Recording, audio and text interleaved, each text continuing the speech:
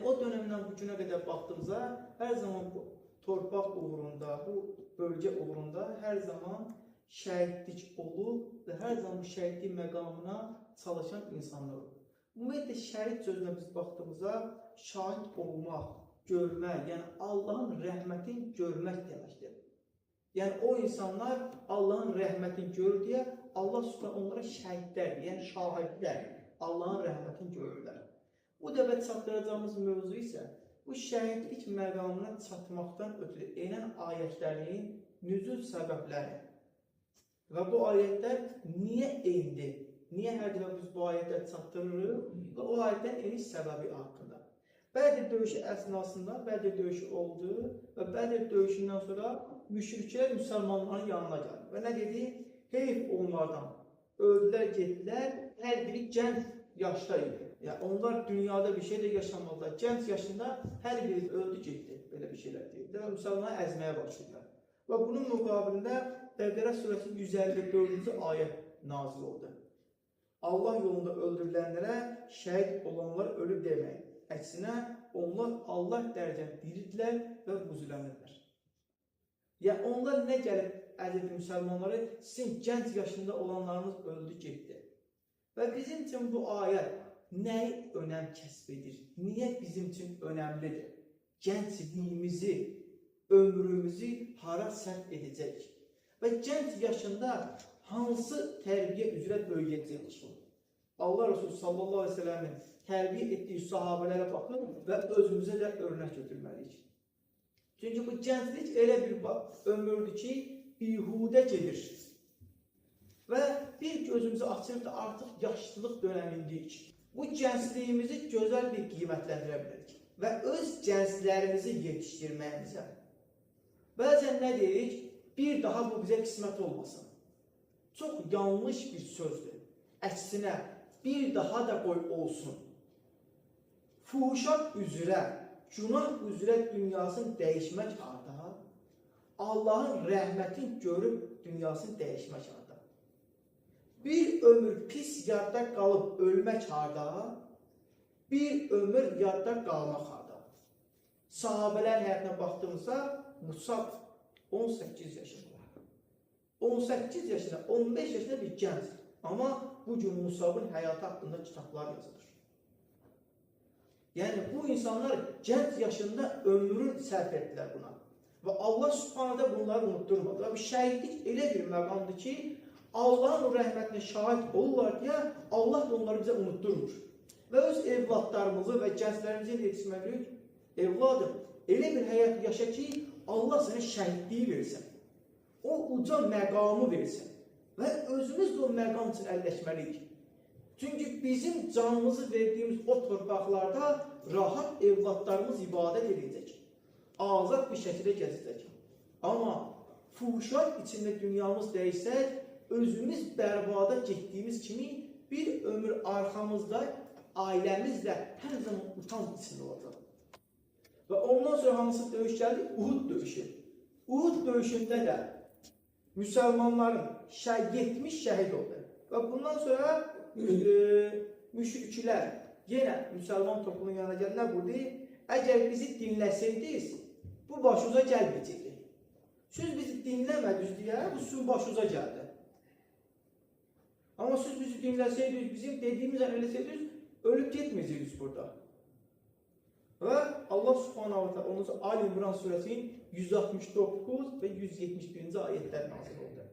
Allah yolunda öldürülənlər əsla ölülər zəbt etmə.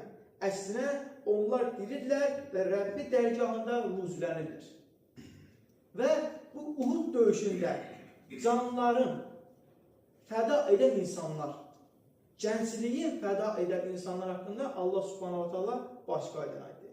Möminlər içərisində elə igidlər var ki, Allah'a verdiyi əhdə sadiq qalırlar. Onlar söz vermişdi Bədirdən sonra ki, bir döyüş olsun, biz orada şücaətimizi göstərəcəyik. Allah Subhanahu ta'ala ayət nazil etdi ki, onlar verdiyi sözü sadiqdirlər. Bizim için də bu dəlil ki, biz də söz verəcəyik. Ya Rabbim, ömrümüzü o şəhidliyə nəsib et. Və şəhidlik məqamlarına baxdığımızda döyüş meydanında tək deyil. Bir insan öz ailəsinin, malın, mülkün qorumaqdan ötürü həlak olsa, bu da şəhiddir. Niyə? Çünki bu insanın ailəsi heysiyatıdır ortada. Bir insanın ailə dəyərləri ortadan qalxırsa, artıq sağlam əqidə üzərində, sağlam əxlaq üzərində bir ailə sistemi ola bilməz. Onun görə də buyurulur ki, bu sağlam əqidə üzərində, sağlam əxlaq üzərində ailənin böyüməyindən ötürü, yetişməyindən ötürü bir insan mücadilə aparıb dünyasını dəyəcəkdir, bu şəhiddir. Və çox gözəl bir söz var. Bu, Azərbaycan qrammatikasına məxsusdur bir söz. Yəni, Quran-ı Kərimdə Allah Subhanahu wa ta'ala məvud deyir, ölüm. Amma Azərbaycan dilində biz ölümü iki yerə ayırmışıq. Bizim söz ehtiyatımızdan irəli gəlir bu. Bir, ölü deyirik, bir dünyası dəyişdi deyirik. Biz Quran-ı Kərim sözü təhrif etmirik. Yəni, bizim anlamımıza olan bu söz. Ölü bizim dilimizdə öldü, yəni yox oldu, getdi mənasına gəlir. Dünyasının dəyişdi sözü isə sadəcə bu yerdən, bu məkandan başqa bir məkana nüzul etdi. Ora getdi. Yəni, hansı yerə? Allah Subhanahu dərgahına. Bu çox gözəl bir sözdür. Ki, bu insan ölü deyil, yəni yox olmuyor. Əslində, şəhidlər də o şəkildədir. Yəni, onlar da ölü deyil. Yəni, necə ölü? Unudulmalıdır. Ölməklə yox olmaqdır. Bizim sözdən gedir. Ərəb dilindən getmir burada sözlər. Bizim sözdə ölmək yox olmaq deməkdir. Amma biz öz əzizlərimizə nə deyik? Dünyasını dəyişdi. Yəni, bu insan aramızdan getdi, amma qəlbimizdən getmədi. Çünki Rəbbimiz bizə bunu unutturur. Amma yaşantımızdan baxırıq ki, fuhuşat içində dünyasını dəyişənlər hər kəs unudur. Adını bəzən xatırlaya bilmirik. Kiməsə zəng edirik, filan kəs kimi, onun adını unuduruq. Amma bu şəhidlik, yəni Allahın rəhmətinə şahid olanları heç də unuturuq. Və o məqam üçün əlləşməyi də biz haradan öyrənirik? Allah Resulü sallallahu aleyhi ve sellem'in həyatından. Peyğəmbər nə buyurdu? Ya Rəbbim, canımı qüdrət əlinə tutan sənsən. Ömrümü şəhidliyə ver. Döyüşüm şəhid ol. Və şəhid olandan sonra bir daha mənə həyat ver. Dünyaya gəlim, yenə döyüşüm şəhid ol. Və şəhid olandan sonra bir daha mənə ömür ver, yenə dünyaya gəlim, yenə şəhid ol. Yəni o rəhməti, o mərhəməti Allah Resulü sallallahu aleyhi ve sellem o qədər çox görür ki, onu çox istəyir. Və bu rəhmət nişanəsi Peyğəmbərin tərbiyəsi ilə, əxlaqı ilə böyüyən sahabələr ki, Sa'd ibn Əbu Vaqqas və Abdullah ibn Caş iki dəyərli şeysi. Abdullah ibn Caş bir gün Sa'd ibn Əbu Vaqqasın yanına gəlir, Uhud döyüş əsnasında. Deyir ki, qardaşım, mən sənin üçün dua edim.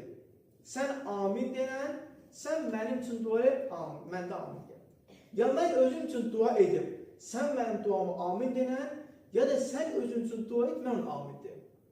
Sa'd ibn Əbu Vaqqas deyir ki, bəli, hərəmiz özümüz üçün dua edik.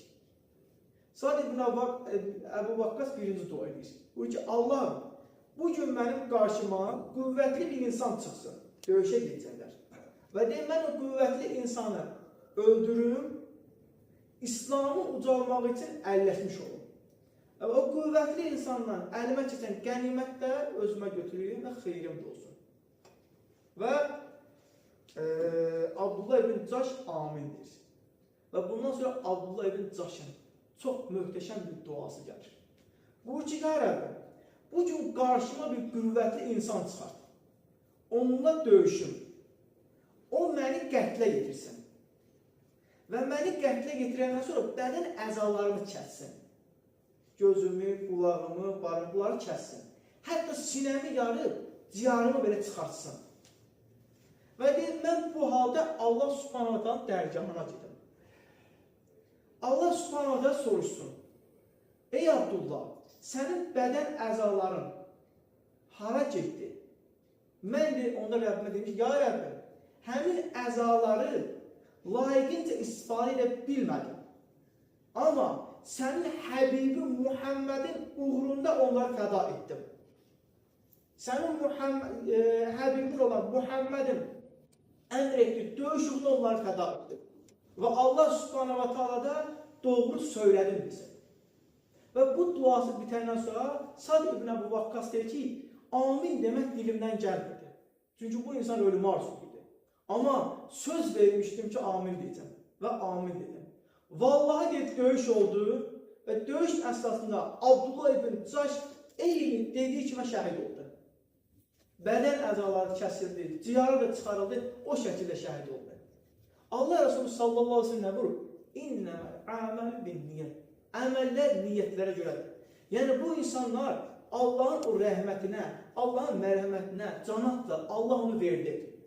İndi bizlər özümüzə və öz nəfsimizə, keçən dəfə bizim bir qardaş var idi, o bizə çox gözəl bir nəsihət etdi. Buyurdu ki, Allah rızası üçün hər xütbə verəndə, xütbənin sonunda bir çatdıraq ki, bu çatdırdıqlarımız ibrət olsun deyədir, vaxt olsun deyə deyil.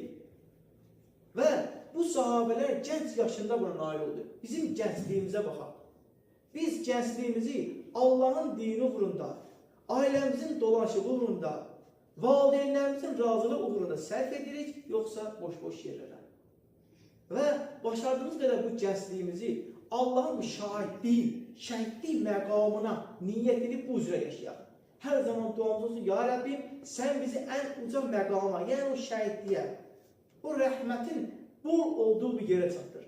Allah Subhanahu birinci öz nəfsimə, sonra sizlərə arzulayıram ki, Allah Subhanahu ömrümüzü, gəncliyimizi, yaşlılığımızı, kiçikliyimizi, hər birimizi ömrün ümmət-i Muhammedə xidmət edib, bu üzrə dünyasını dəyişən bir qullardan eləsin.